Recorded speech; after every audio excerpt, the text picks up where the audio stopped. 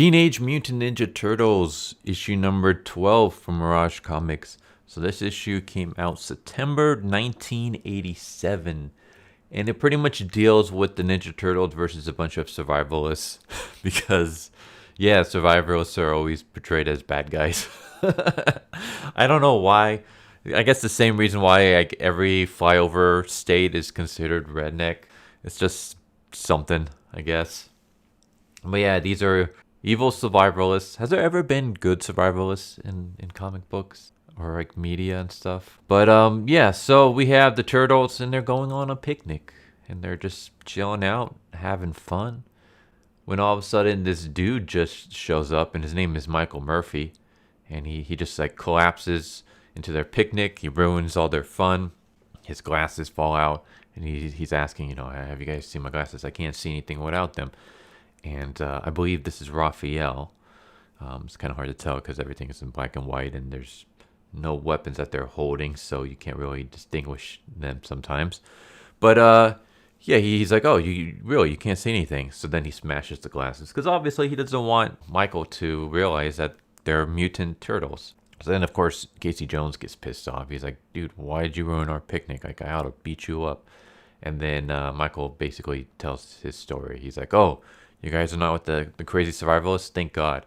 There are these like crazy survivalists, dude, who are like they're in this group called the Committee to Rebuild American Patriotism. Because, again, American patriotism is a bad thing. I mean, this came out in the late '80s, so but it's still weird how like patriotism is always kind of seen as kind of bad. Well, at least nowadays. Before it used to be like good. I mean, Superman, Captain America, whatever. Anyways, yeah, Committee to Rebuild American Patriots, aka crap, and basically they kidnap Michael. Michael is a grad student in physics, and he goes to Massachusetts University. I guess he goes to UMass. I'm guessing that's what that is. And he's been a prisoner for 5 weeks by these guys. And basically, they wanted him to build a nuclear bomb. They wanted him to build a nuclear bomb so that they can start a war with the USSR. And then they can show how awesome their survivalist skills are in the war. It doesn't make any sense, but that's what the story is. So, yeah. How a grad student knows how to build a nuclear bomb, I have no idea, but apparently he does because he builds an atom bomb for them. I don't know how he built an atom bomb in 5 weeks with just the stuff he has. Apparently, the survivalists had their hands on plutonium because... So, yeah, he builds an atom bomb, and he's like, we gotta stop them because they want to set the bomb off in an American city and blame it on the Russians so that America will get into war with them, and then they can show their survivalist might and prove how badass they are by fighting a bunch of commies. So that's the goal for the survivalists, and they shoot him. So Michael gets shot, and it looks like it's like a fatal wound, judging by this picture. But no, I mean, you would think at least maybe like a collapsed lung or something. But they're like, he's bleeding heavily, but he can survive if we can get him to a hospital. And that's when the survivalists showed up. And yeah, so here's our survivalist group. Of course, we got the hillbilly-looking dude. We got the fat nerd. We got the redneck-looking guy. We got some other dude in the back. I don't know what he is supposed to be. And then I was surprised about how their leader looked. I was expecting like some like Hell's Angel biker looking dude, or just like the caricature of like a redneck. Like basically, I was thinking like the dude on the right over here. I was expecting him, but no, they made him look like this. And the funny thing is that they actually used this story in a later Ninja Turtles cartoon series. I believe it was the 2003 version. Of course, they changed it to from the Committee to Rebuild American Patriotism to like humanity against something extraterrestrials. I forgot what it was called, but the acronym was HATE. So they went from crap to hate. And yeah, basically he's like, the survival's like, hey, there's like the kid took off and he landed into a picnic with a bunch of kids in turtle costumes and some dude and a chick and their dog. The dog's supposed to be Splinter. And of course the leader is like, well, it's a shame he ran into them. We got to kill them all. We can't have any witnesses. So the turtles are like, all right, Casey, April, you take Michael and you get to the hospital. We're gonna try to cover your flanks and fight off these survivalists. So they do that, and the turtles are like hiding and basically using their ninja skills to pick off the survivalists one by one. Like Donatello basically takes out the redneck dude by grabbing him by the foot and smashing him into a bunch of rocks, which doesn't kill him but just knocks him out. And I'm like, all right. It's like the whole Batman thing where Batman can like throw his metallic boomerang at your face and you still survive somehow. But yeah, we have Michelangelo takes off the gun of one of the other survivalists, and then the survivalist pulls out some nunchucks. He's like, say back on how they use this, and Michelangelo's like, awesome. Like, I get to fight a survivalist with nunchucks. This is going to be cool. And of course, the leader goes off against Splinter. And the funny thing is that Splinter is basically trying to talk this guy down. And the guy basically thinks, oh, this is a talking dog. Well, I got to kill it. Like, the fact that this rat humanoid creature is talking to you and telling you to, you don't need to be, attacking people. Like, you don't need to resort to violence. You would think it would like give him a cause to do a double take or something. Like, hey, there's this mutant rat human thing talking to me. That'd be kind of freaky. But no, he's just like, oh, sweet, a talking dog. Well, I gotta shoot it now. You call me scum. It's like, okay, whatever. So yeah, we get a fight where Splinter he beats down on the survivalist leader, and the survivalist he grabs some grass and dirt and he throws it in Splinter's eye, and then he takes off and he runs back to his hideout. Meanwhile, Donatello finds the hideout and it's like booby trapped and stuff, but he's able to like disarm the trap, and he goes in where he finds the atom bomb, and he's basically going to try to unarm it so it won't cause any damage. Meanwhile, we got the final two survivalists, and they're like, walking on some stepping stones, and it turns out that some of the stepping stones are actually turtles, and the turtles just like pop out. We get like a little quick fight scene, and I freaking love this panel right here, or I should say this 2-page splash. It's so freaking cool. Like, every issue I've read so far has panels or pages like this where it's just glorious. Like, you can just easily blow this up and put it on your wall somewhere, like as a poster. I would love to see, like, maybe there is some site that has done this already, where they basically take the splash pages from like the early Mirage comics and make posters out of them. If so, like, I've got to like hunt some of them down, because that would be pretty awesome. I would love to have like just a wall filled with Ninja Turtle posters. So yeah, Leonardo and Raphael fight off these dudes, and Raphael actually gets super aggressive and he starts drowning one of them. When Splinter's like, Raphael, don't kill that man, and Raphael's like, I was just having fun, and he knocks him out. Meanwhile, the survivalist leader, he runs back to his truck, and he pulls out this like remote, and then he jumps on his roof, and he basically tells them like, you're too late, commie freaks. Like, I would have liked to, blow up this bomb in the city, but I'll just blow it up here and now.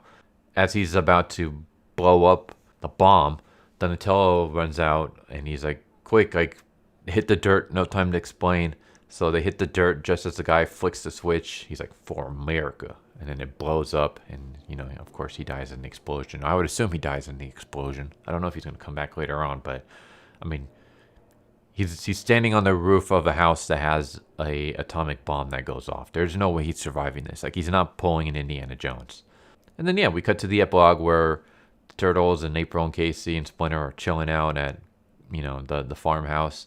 And Casey and April basically explain that, the kid's going to be all right in a couple of weeks.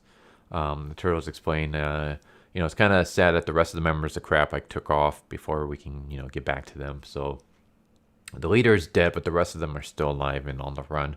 And Donatello basically explains that, it's basically explained that Donatello had taken out the plutonium core from the bomb. And so while the bomb would explode, it wouldn't be as big And obviously, with no plutonium, there's not going to be any like radioactivity or anything they got to worry about. Where the hell these survivalists got their hands on plutonium, I have no idea. How the hell Michael knew how to build an atomic bomb, I have no idea. But apparently, they did, and he did. So, yeah. Then we just get like a little moment where Donatello is a bit sad. He's like, shouldn't I be upset? Like, a man died yesterday. For a moment, I'm like, weren't you guys killing people in like the first few issues? Why are you upset about a dude dying now? When did this switch from, you guys were totally okay with killing people to now you're not okay with killing people? I wonder if this is like around the time that the cartoons were coming out, and so the comics kind of dialed it down a bit. I don't know, but yeah, he's like, man died today. Like, yeah, he was sick, deluded, and misguided, but he was still a living being. And it's like I can never agree with his logic or his methods, but I can sympathize him, like, on a basic level. Like, we do live in a world plagued by terrorism and poised on the brink of nuclear Armageddon. Who doesn't want to survive? And I was like, you know what? This is kind of what I missed about modern day comics. I miss the fact that both sides are like, it's not so one sided. And it's like, okay, you got a survivalist. If there was a evil survivalist group in a modern day comic, it would all just be a bunch of hillbilly rednecks, probably Christians as well, because, we like to do that too. And they would all be white. But here it's like, no, like you had some hillbilly dudes, but the leader was a black guy. You had the fact that even though, Donatello can, like, he was completely wrong, he was completely misguided and stuff, but like, I can still sympathize with him. Like, I can still sympathize with the fact that in this world where there's just a lot of evil and, terrorism, and like we're on the brink of a nuclear Armageddon, the fact that he's willing to do whatever he can to survive, like I can understand that. I can sympathize with that. I mean, obviously he was wrong in the way he went about that, but I can sympathize with that cause. You don't get that anymore. Now it's just straightforward. This guy is evil. There is no redemption whatsoever, or not even redemption, but there's no sympathy. There's no like for example, if we were going to get a modern day issue on guns, it would be that guns are evil and we need gun control. It wouldn't be like we see both sides and then you leave it to the audience to make up their own decision.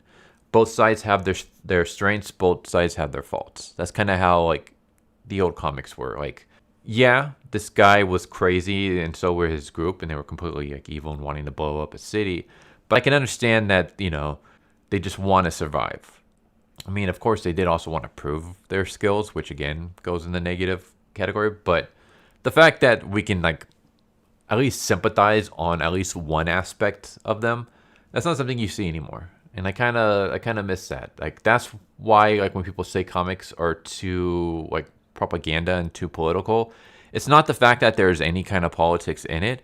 It's the fact that it's one-sided politics. You don't get both sides whatsoever. And even this doesn't really show both sides. I mean, the survivalists are just downright evil. But even just at the end, just the fact that, yeah, they were evil, but he was still a human being. And though he was deluded and stuff, like, I can sympathize with him on just like a basic level, like just on their basic aim of wanting to survive. I can understand that. I can't understand anything else. I don't sympathize with anything else that they stood for or wanted to do, but I can sympathize on that one aspect. But you don't even get one aspect in modern day comics. It's just like, nope, it's one-sided. It's our way or the highway, completely black and white. Not even a tiny little aspect of gray. So, yeah, I kind of miss that. But anyways, in regards to this comic, yeah, I found it was interesting. It was basically just it was the most dangerous game, kind of, in a sense. Only I guess no, maybe I'll say Predator. It was basically like this reminded me of like Predator. You had one group trying to kill another group, and they're in the woods, and yeah, the turtles use their ninja powers to overpower the survivalists who are using their survivalist skills. So it would probably be like, I would have liked to see this obviously like more like maybe like a 3 arc or something like that, just to see like more of the fighting and the ninja and the survivalists. Like maybe the turtles like are using their ninja skills, and that they start actually losing to the survivalists, because the survivalists, like, they're trained for, with, you know, for ambushing and in the woods and traps and all that stuff, and now the turtles have to basically take on some of the survivalists, you know, yeah, skills. They have to like adapt to some of their skills to beat the survivalists. And then at the end, you can have like a little bit more of a like, okay, like, you know, these guys were completely wrong, but they were right about how they went. They were right about like their survivalist skills. Like the method in which they wanted to use those skills were completely evil. I mean, wanting to blow up a city and start a war is obviously evil, but just the skills themselves, you know, they were, you know, they it was kind of cool, and we should adapt some of that. And then, you know, you kind of feel a bit, you can sympathize with them just a bit more. I don't know. I would like to see something like that, but of course, the Turtles is basically each issue is kind of like its own self-contained story. I mean, there are a couple issues where like you had like a 2 arc or whatever, you know, 2 issue arc or 3 issue arc, but they're very rare. It seems like each issue is kind of its own thing. But yeah, I mean, this was a nice, good self-contained issue. I liked it. I liked the fact that, again, like it wasn't just a bunch of like white redneck hillbillies that were the bad guys, but you had like the leader was a black guy. One of the other survivalists were like, I like, you know, I like the fact that we're survivalists, and I agree with this, but I didn't know we were gonna kill anybody. Like I don't know if I can like stand for that. I mean, that didn't really go anywhere, but it was brought up, so it's like, you know, at least they're not completely like like a 2D cutout cardboard, you know, stock characters. There's some aspects of more to them. But yeah, there you go. Issue number 12 from volume 1 came out in September 1987. I really liked this issue. It was good.